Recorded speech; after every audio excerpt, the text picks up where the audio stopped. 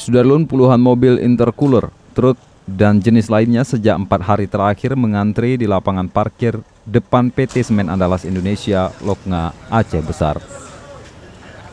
Para sopir memarkirkan mobil mereka di lapangan tersebut untuk mengantre jatah pemuatan semen yang rencananya akan didistribusi ke sejumlah kabupaten kota di Aceh.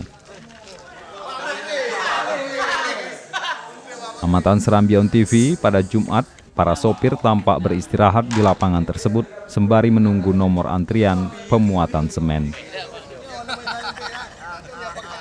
Khairul Asmi, salah satu sopir, mengatakan ia bersama rekan-rekan sudah antri sejak 3 hingga 4 hari lalu. Sudah 5 malam. Kenapa Bang bisa bertahan sampai 9? Kita terhambatnya di mobil distributor, Pak. Menurut pengakuannya, jatah pemuatan semen dari PT SAI tersebut lebih diutamakan untuk pihak penyalur resmi, yakni sejumlah distributor yang ada di Aceh. Ini berarti udah 5 malam, Bang? 5 malam pada hari ya.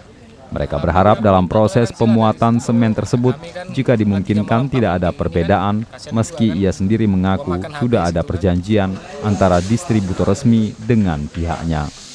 Dari Loknga, Hari Mahardika, Serambi On TV.